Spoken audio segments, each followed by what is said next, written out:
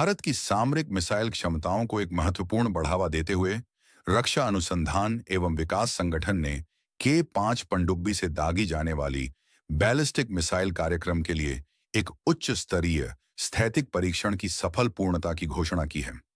यह परीक्षण 12 सितंबर 2025 को नासिक स्थित advanced centre for energetic materials में किया गया, जिसमें प्रोजेक्ट के 5 के स्टेज 2 रॉकेट मोटर, जो 10 टन श्रेणी का एक शक्तिशाली इंजन है, के प्रदर्शन को सफलतापूर्वक प्रमाणित किया गया।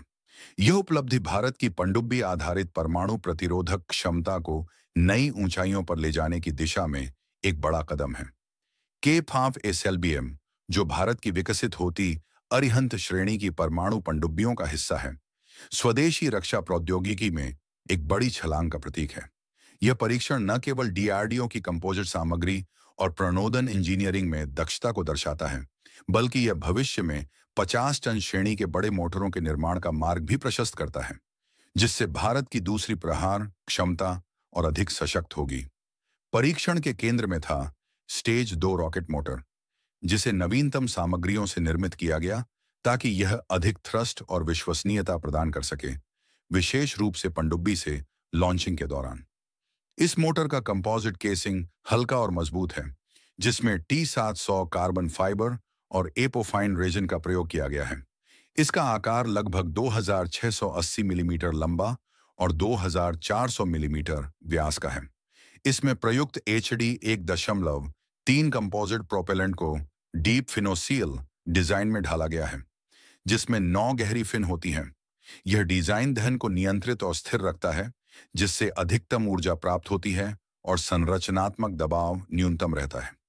इग्निशन को एक विश्वसनीय पायरोजन प्रणाली के माध्यम से आरंभ किया गया, जबकि मोटर के पनडुब्बी नोजल में लगे 2 इलेक्ट्रोमैकेनिकल एक्ट्यूएटर 10 सेकंड बाद सटीक वेक्टरिंग प्रदान करते हैं, जो पानी के नीचे दिशा नियंत्रण के लिए आवश्यक है।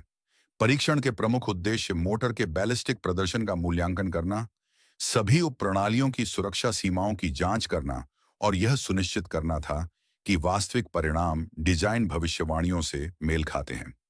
इस दौरान 250 से अधिक सेंसर चैनल से वास्तविक समय में डेटा एकत्र किया गया, जिसमें दबाव समय और थ्रस्ट समय प्रोफाइल शामिल थे, जो पूर्वानुमानों से पूर्णतः मेल खाते थे।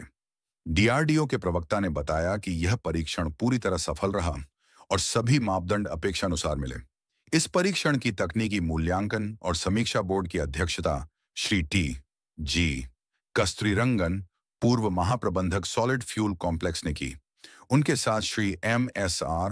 प्रसाद, पूर्व महानिदेशक मिसाइल और सामरिक प्रणालियां, श्री B.V. पप्पा राव, पूर्व निदेशक एडवांस्ड सिस्टम्स लेबोरेटरी के 5 परियोजना निदेशक और ACM के महाप्रबंधक भी मौजूद थे। मोटर को ACM की नई 50 टन क्षमता वाली कास्ट क्योर सुविधा में तैयार किया गया था, जो इस केंद्र के लिए पहली बार था। इस सुविधा में प्रयुक्त हॉपर आधारित निरंतर कास्टिंग प्रणाली ने सफलतापूर्वक काम किया, जिससे बड़े रॉकेट मोटरों के निर्माण का रास्ता खुल गया है। ACM के महाप्रबंधक ने कहा कि यह परीक्षण हमारे नए सुसज्जित स्थैतिक परीक्षण केंद्र की क्षमता को प्रदर्शित करता है, जिससे हम अगली पीढ़ी के SLBM की जटिलताओं का सामना करने के लिए तैयार हैं। के 5 कार्यक्रम भारत की विश्वसनीय परमाणु त्रयी का एक प्रमुख हिस्सा है, जो थल, वायु और जल आधारित परमाणु हथियार वितरण प्रणालियों को संतुलित करता है। अनुमान है कि के 5 SLBM की मारक क्षमता 5000 किलोमीटर से अधिक होगी। स्टेज 2 मोटर का सफल परीक्षण उन प्रणोदन चुनौतियों का समाधान करता है जो विशेष रूप से पनडुब्बी लॉन्चिंग के दौरान आती हैं, जैसे उच्च दबाव, तापीय तनाव और गुप्त प्रक्षेपण की आवश्यकता। विशेषज्ञों के अनुसार यह सफलता भारत के लिए एक गेम चेंजर है। एक सेवानिवृत्त डीआरडीओ वैज्ञानिक ने कहा कि उन्नत कंपोजिट और फिनोसील ग्रेन के एकीकरण से वजन कम होता है और विशिष्ट आवेग बढ़ता है, जिससे रेंज और पेलोड क्षमता दोनों में वृद्धि होती है। इन प्रौद्योगिकियों के स्वदेशीकरण से भारत की विदेशी आयात पर निर्भरता घटेगी और यह आत्मनिर्भर भारत पहल के अनुरूप एक बड़ा कदम है।